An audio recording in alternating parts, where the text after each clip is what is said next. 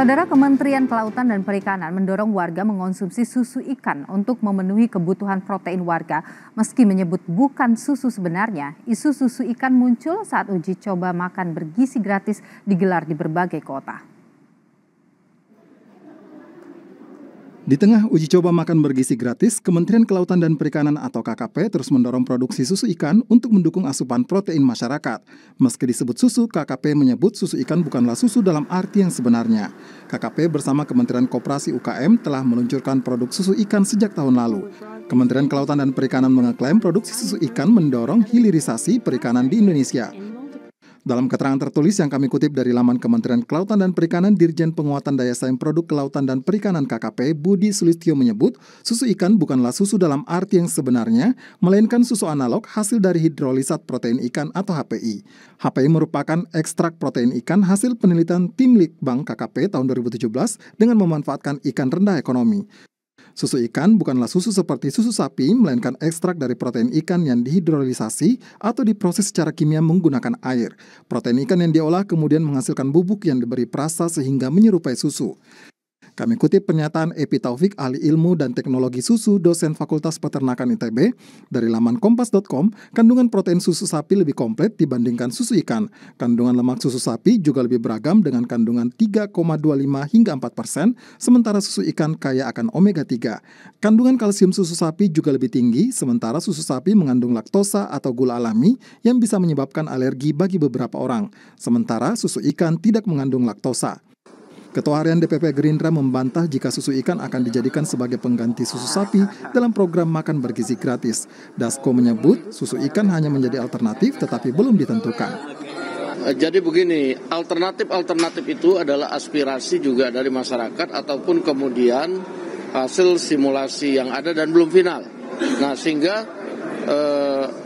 kita akan umumkan ke publik mengenai masalah pengganti susu makan bergizi itu pada saatnya nanti. Jadi kalau sekarang ya itu kita anggap sebagai aspirasi ataupun kemudian hasil simulasi.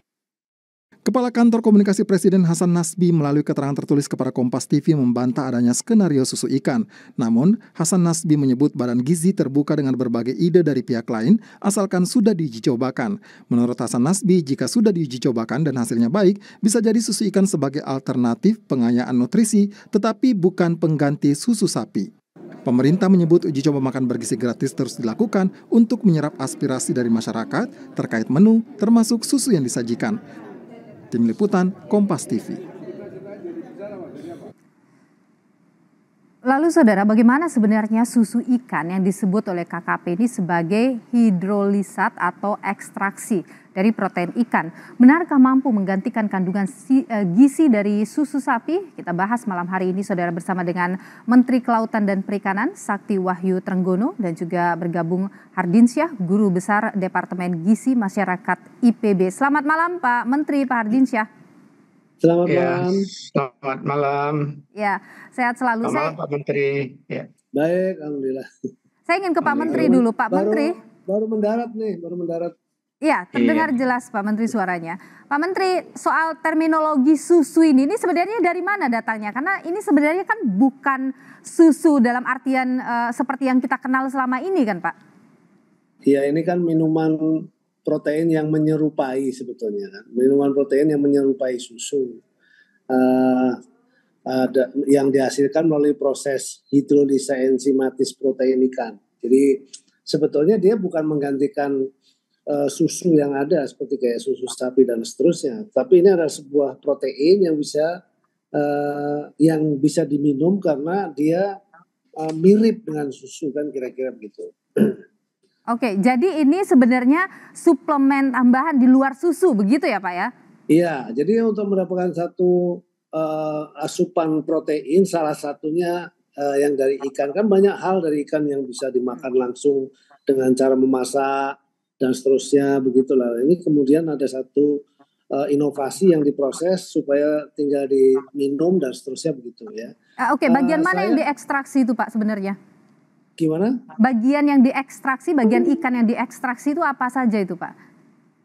Iya, kan ikan kan semua sampai dengan yang namanya tulangnya pun dia memiliki kandungan yang yang bagus dari aspek protein gitu ya, karena dia memiliki kandungan omega 3 gitu ya, omega 6 dan seterusnya. Itu hampir semua. Jadi kalau dia di proses hilirisasi dengan cara dihancurkan dan seterusnya, betul digiling dan seterusnya, dia tetap punya manfaat. Jadi bukan berarti kemudian dia pisah kepalanya saja atau dagingnya saja, bukan begitu. Dan jenis-jenis ikannya itu, Pak?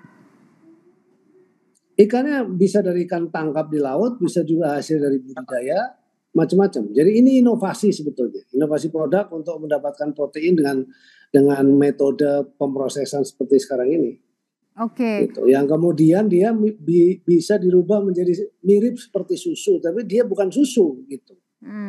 Oke. Kalau kita Pak, dari hasil uji coba nih Pak Menteri, kan sudah dilakukan, ini saya baca bahkan dari 2017 ya, ini sudah mulai dilakukan penelitian begitu.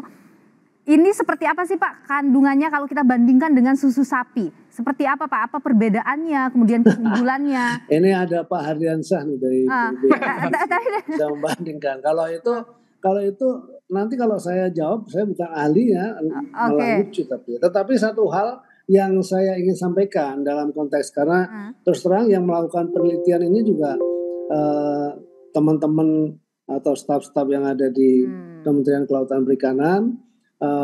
Artinya bagaimana caranya supaya produk-produk ini bisa dilakukan inovasi, bisa berupa semacam kayak kalau langsung dimakan bubuk, ada juga kalau misalnya seperti diluarkan mereka buat dalam kapsul-kapsul gitu ya. Nah, orang lihatnya itu kan kayak obat dan seterusnya. Ini sebetulnya suplemen gitu yang memiliki protein, yang memiliki kandungan protein yang tinggi dan cukup bagus. Nah, kalau itu dikemas di dalam satu minuman, jadi kesannya kan seperti kayak minuman susu biasa, seperti kayak yang di warung-warung atau di toko-toko dan seterusnya begitu. Oh, jadi lebih mudah. Tapi intinya adalah bahwa di dalamnya itu adalah memiliki kandungan protein yang tinggi gitu, yang sangat bagus. Ada kandungan omega 3 yang isinya tentu ada. Ini secara ilmu gizi lah Pak Hardiansyah ini saya kira bisa menjelaskan lebih jauh. Oke, saya coba ke Pak Hardiansyah dulu. Pak Hardiansyah, kalau Anda melihat, maaf Hardiansyah, kalau kita melihat antara susu sapi dengan kemudian tadi susu ikan, ini sebenarnya adalah protein ya, berbeda dengan kandungan protein yang tinggi, begitulah penjelasannya tadi. Anda melihat bagaimana sih keunggulannya dari susu ikan ini? Iya, pertama sebelum saya bicara keunggulannya, sebagai akademisi saya tuh menghargai inovasi ya. Pertama, ini kan bagian dari inovasi, appreciate sekali. Tinggal apakah inovasi ini visibility-nya untuk diterapkan di dalam large scale program atau commercial program visible apa tidak. Mungkin itu pertanyaan selanjutnya. Jadi inovasi tentunya kita hargai ya. Pak Menteri, terima kasih ada staf-staf dari kementerian yang mencoba berpikir di tengah kita kekurangan sumber daya lauk pauk buat anak-anak kita nanti membuat program dari IPB juga itu Pak Arus. Oh iya, teman-teman IPB ya, baik. Jadi gini, pertama memang kita perlu dalami karena ini kan istilah baru ya. Kalau saya dengar tadi hidrolisat protein ikan, berarti kemungkinan dia lebih kaya hanya asam amino karena hidrolisat protein juga bisa dari soybean, tapi kan kita soybean juga sebagian besar impor. Sementara ikan kita kan tidak impor. Tapi kalau ini salah satu alternatif untuk dicobakan, tentunya barangkali untuk melengkapi sebagian protein tadi. Dan tetap harapan kita tentunya ikan secara utuh, entah itu dalam bentuk bakso ikan, entah itu dalam bentuk nugget ikan, entah itu dalam bentuk jenis ikan lagi, otak-otak juga ya, itu semua bisa tetap bagian dari keragaman yang perlu diperkenalkan kepada anak-anak kita. Jadi salah satu alternatif tentunya saya kira selagi visible buat yang menjalankan program, tentunya menurut saya ini hal-hal yang terpuji karena dia akan mengurangi beban ya terhadap tekanan terhadap salah satu sumber protein, terutama susu yang 75% kita impor. Nah, dari sisi kandungan, memang masing-masing punya keunikan. Itulah tadi saya setuju Pak Menteri, ini kan saling melengkapi, bukan saling menggantikan. Jadi melengkapi itu beda dengan menggantikan ya, to complement not to substitute. Nah, saya kira itu the keyword ya. Masalah selanjutnya nanti kita lihat, oh ternyata karena ikan ini hidrolisat tadi dilarutkan, pasti dia nggak setinggi kandungan gizi yang ada pada daging ikan. Kalau daging ikan misalnya proteinnya per 100 gram itu 20 sampai 40 gram tergantung jenis ikannya. Nah, kalau dia dilarutkan tentunya banyak cairannya, akan bisa juga mirip dengan protein dalam susu sekitar 3 sampai 4 gram per 100 gram. Dan bagaimana dengan zat gizi yang lain? Nah, inilah kita kan bukan menggantikan, berarti kalau untuk dapat vitamin mineral yang lain, ya anak-anak juga harus diberikan makanan lauk pauk yang lain, bahkan sayur dan buah, supaya berbagai kebutuhan vitamin dan mineralnya tadi dapat meningkat. Jadi kata kuncinya menurut saya, kita tidak perlu perdebatkan dia untuk menggantikan, dia harusnya sebagai komplement. Ini komplement. Tapi Pak Hardinsyah, pertanyaannya selanjutnya adalah ketika ini adalah komplement, ya memang untuk memenuhi kebutuhan protein masyarakat misalnya begitu, atau anak-anak. Ketika dia diekstrak, apakah kandungan gizinya itu masih sama dibandingkan dengan misalnya dia dimakan langsung saja daging ikan gitu? Ya, tentunya berbeda ya. Kalau dia lebih rendah atau lebih tinggi jadinya? Ya, kalau dia tadi sebagai daging ikan utuh, pasti masih sama kandungan vitamin, mineral. Ada vitamin yang nggak bisa tahan panas ya. Begitu dia dipanaskan sedikit, kecuali teknologi hidrolisatnya ini tidak dengan menggunakan panas ya. Sehingga beberapa vitaminnya aja yang jadi berkurang itu. Kalau tadi dia dalam arti tadi digunakan tidak hanya proteinnya ya. Kalau hanya digunakan proteinnya saja, pasti vitamin mineralnya nggak ada di sana, termasuk zat yang bagus omega 3 tadi. Harus ditambahkan lagi ke minumannya tadi. Jadi bisa saja vitaminnya itu justru lebih rendah begitu Pak ya, dibandingkan dengan memakan langsung daging ikan. Nah, karena itu dia mengkomplement kan, menurut saya itu istilah yang lebih baik. Satu lagi mungkin jangan disebut susu ikan, mungkin ini minuman apa ikan gitu ya. Seperti kita makan jeruk, ya kita bisa minum jeruk kan? Siapa bilang nggak bisa minum jeruk? Tapi kalau bilang susu jeruk karena jeruk bisa dibuat komposisinya mirip, itu nanti nggak dapat izin Badan POM nanti karena bahasanya di luar dari standar regulasi gitu. Ini mungkin bisa jadi masukan juga ke Kementerian Kelautan dan Perikanan. Tapi Pak, tadi Pak Menteri yang disebutkan oleh Pak Hardinsyah tadi soal kalau diekstrak dia mungkin akan ada kehilangan beberapa sumber vitamin gitu. Kenapa ini kemudian harus diekstrak Pak Menteri? Jadi gini, kan tidak semua orang yang yang suka makan ikan. Contohnya saya aja ditunjuk sebagai Menteri Kelautan Perikanan butuh waktu yang agak lama. Saya suka ikan. Sekarang saya suka sekali ikan. Bahkan kalau cara masaknya sekarang ini banyak sekali kan metode-metode masak ikan gitu. Kalau dibandingkan daging misalnya gitu dengan ikan, saya lebih pilih ikan gitu. Contohnya begitu. Tapi satu hal aja banyak juga yang nggak suka. Jadi misalnya kalau dia harus makan langsung dari misalnya ikan dibakar atau ikan dimasak dan seterusnya, ada durinya, bisa juga ada bau amis dan seterusnya. Nah, ini ada satu inovasi untuk mendapatkan protein ya, mendapatkan protein dengan omega 3 yang isinya EPA dan DHA dan seterusnya gitu yang bisa bermanfaat buat otak anak-anak kita gitu ya. Nah, kalau terbiasa dengan minum susu lalu kemudian ini diarahkan mirip seperti susu dengan kandungan yang memadai, kan saya kira juga nggak ada masalahnya juga gitu. Apalagi sumber bahan bakunya kita melimpah. Tapi terjamin Pak ya kandungan sumber bahan bakunya bisa juga import. Kita nggak ada nih melimpah nih 100% dalam negeri, salah satunya itu. Tapi kandungan vitamin yang dalam ikan itu dipastikan tidak akan tergerus banyak begitu Pak Menteri? Ya, bisa diganti oleh makanan kan yang omega lain. 3, mestinya enggak ya, mestinya tidak tergerus ya. Ini kan sebuah inovasi produk lah biasa gitu loh. Itu saja. Jadi yang minum susu kan dari pemahaman kita itu kan lebih banyak. Jadi kalau susu selalu cenderung dari susu sapi atau susu kambing ya dan seterusnya begitu. Yang itu kita tahu persis hampir bisa dikatakan mungkin 60%, saya nggak tahu persis tuh import bahan bakunya. Oke. Nah sementara kita yang namanya produksi ikan, kita tuh selalu surplus karena produksi kita itu ditambah dengan rumput laut hasil dari kelautan kita itu kira-kira sekitar 24 juta ton setiap tahun. Dan kita neracanya selalu surplus ya. Ekspor kita rata-rata di angka 5,5 miliar dolar rata-rata ekspor kita gitu ya. 5 tahun terakhir cukup bagus ya. Dan kita impornya kecil. Kalau ekspornya misalnya 5,5 miliar dolar, impornya cuma 700 tuh lebih karena memang kita nggak punya ikan salmon, contohnya begitu.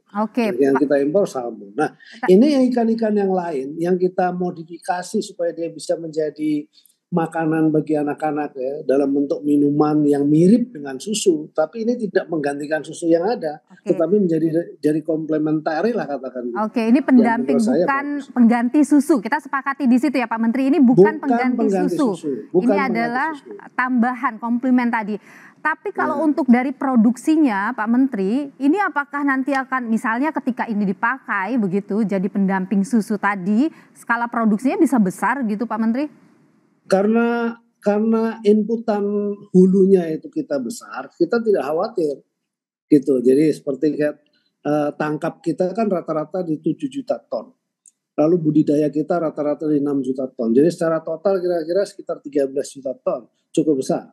Untuk kemudian kalau kemudian itu diarahkan, yang boleh dibilang diarahkan untuk kemudian menjadi produk susu, produk olahan seperti susu ini. Ini kan sudah diproduksi sebelumnya. Peminatnya memang banyak ya Pak Menteri? Ya sekarang mulai bagus tuh sekarang. Ya, dulu saya waktu awal-awal saya mencoba juga, masih ada amis-amisnya gitu. Saya kan nggak suka. Sekarang saya suka. Jadi artinya masyarakat menyukai. Iya, kemasannya juga bagus nih oleh pengusaha-pengusaha. Dealer saya kemasannya udah. Yang dipegang Pak Menteri itu ya? Ya, ini kemasan. Bubuk ya? Bubuk atau cairan Pak Menteri? Bubuk ini tinggal dituangkan. Tinggal diseduh ya? Iya, seduh. Pak Ardiansyah, kalau Anda melihat misalnya kalau tadi Pak Menteri bilang ini memang bukan pengganti susu, jadi ini adalah pendamping. Kemudian dipastikan bahwa kualitas dari vitamin yang terkandung dalam ikan tidak akan tergerus banyak. Kalau Anda sendiri bagaimana melihat ikan sudah diproses menjadi susu seperti ini? Saya ya? Iya Pak Ardiansyah. Iya Pak Ardiansyah. Kak Nilu. Ya, selagi itu prinsipnya komplement, karena itu harus dicarikan pada hari dia dapat minuman dari ikan ini, maka dicarikan makanan-makanan buahnya tadinya hanya setengah potong jadi 1 potong supaya vitaminnya meningkat. Kemudian yang tadi misalnya tahunya setengah potong, tahunya jadi 1 potong. Jadi pada hari diberikan tadi minuman yang melengkapi ini, harus ada pada bagian pangan yang lain ditingkatkan jumlahnya untuk mengatasi andaikan ada kekurangan dari vitamin dari minuman ini gitu. Dengan hadirnya minuman ini bisa lebih efektif pemenuhan gizi. Nah, kalau efektif apa tidak tentunya jelas ada hitungan-hitungannya nanti ya. Karena intinya kan bagaimana memenuhi kebutuhan gizi harian. Makan siang tuh hanya memenuhi 1/3. Ya, makan gratis itu hanya 1/3 dari kebutuhan harian kan. Bagaimana makan paginya harus juga kita lihat, jangan sampai anak-anak datang ke sekolah karena bakal makan siang dia nggak sarapan, yang nggak bakal efek. Ini nggak ada kaitannya dengan soal minuman ikan, tapi bagaimana secara totalitas ya program makan bergizi harus ada edukasi ke orang tua. Kalau sarapannya jangan dikurangi, mentang-mentang akan dapat makan siang, udah makan siang jangan makan sore malamnya dikurangi, karena nanti jadi nggak efektif. Ini cerita lain lagi bagaimana supaya di rumah tetap dia makan, yang makan siangnya digantikan di sekolah gitu kan, lebih bergizi lagi. Jadi tidak boleh kemudian jadinya mengabaikan karena sudah dapat di sekolah nanti, kira-kira gitu ya Pak Ardiansyah ya. Pak. Satu lagi Kak Nilu ya. Ini kan salah satu alternatif di Palembang, Sumatera Selatan ya. Itu kan orang sudah biasa makan ikan yang namanya empek-empek ya, ditambahkan dengan tepung, bahkan dimasukkan telur. Di Jawa Barat dan di beberapa daerah terus Sulawesi Selatan udah biasa makan otak-otak. Jadi silakan minuman ini dikembangkan, inovasi selagi tadi terjangkau, tapi juga makanan lokal kita yang udah berbasis ikan disukai rakyat Indonesia itu mbok ya terus, bahkan pempek itu udah jadi makanan internasional ya. Iya, Jadi iya. sambil ini diperkenalkan makanan baru ini, minuman baru ini, tapi makanan lokal kita juga ditingkatkan yang udah kaya kan ikan, Ya, ada ya. otak-otak, ada empek-empek, ada bakso ikan. Makanan Maka tradisional tadi. Tapi Anda menilai ini bisa akan mendapat penerimaan yang bagus di anak-anak, di masyarakat? ya saya baru dengar tadi dari Pak Menteri bahwa cita rasanya sekarang sudah enak gitu ya. Apalagi inovasi lagi sebenarnya bisa jadi nanti ada rasa buah, ada Ya. rasa coklat. Coklat juga kan banyak dari bumi Indonesia ya dan lain sebagainya. Oke. Jadi ini memang harus ada inovasi yang terus berkembang inovasi, tidak Ya. hanya mati di sini aja menurut saya Pak Menteri. Oke, Ya. jangan mati di sini aja, Pak. Pak Menteri, apakah sudah ini diterima dengan baik misalnya dari tim pemerintahan selanjutnya untuk program makan siang gratis? Iya, kita sudah sampaikan, lalu kemudian di beberapa kelompok masyarakat sudah ada sosialisasi, kita kombinasikan dengan program Gemar Makan Ikan ya, salah satunya begitu. Itu yang kita perkenalkan. Tadi juga saya sempat jumpa dengan Wapres terpilih untuk kita sampaikan juga hal-hal seperti ini. Dan diterima? Jadi saya ya soal konsumsi gemar makan ikan, dan saya sampaikan juga data-data di mana yang paling kurang, yang jadi kurang itu saya kira sangat ini ya, sangat terlihat bahwa wilayah-wilayah yang misalnya kekurangan protein gitu ya, stunting dan seterusnya bisa terlihat gitu dari data-data. Artinya Pak Menteri akan dipakai, jadi susu ikan ini akan dipakai sebagai bagian dari makan siang gratis nanti? Kami usulkan ini menjadi salah satu juga menu untuk mendapatkan protein. Oke, gitu. Oke, Kami baik. usulkan di situ. Oke, tapi belum ada keputusan resmi ya, apakah akan dimasukkan? Ya, belum. Belum ya. Paling tidak kita sudah sampaikan ada beberapa produk inovasi yang berbasis kepada pemenuhan protein. Baik. Apalagi kan di susu ikan ini total asam aminonya bisa 4.380 mg. Oke. Terus kemudian DHA 33 mg, EPA-nya 9 mg ini Pak Hardinsyah saya kira bisa meneliti lebih lanjut lah. Tapi paling tidak ini adalah ya komplementari untuk kita bisa mendapatkan. Ini bukan pengganti susu tapi sebagai bagian dari pendamping makanan bergizi. Terima kasih Pak Menteri Kelautan dan Perikanan Sakti Wahyu Trenggono. Terima kasih juga Pak Hardinsyah, Guru Besar Departemen Gizi Masyarakat IPB, sudah berbagi pandangan di Sapa Indonesia Malam. Terima kasih Bapak-bapak.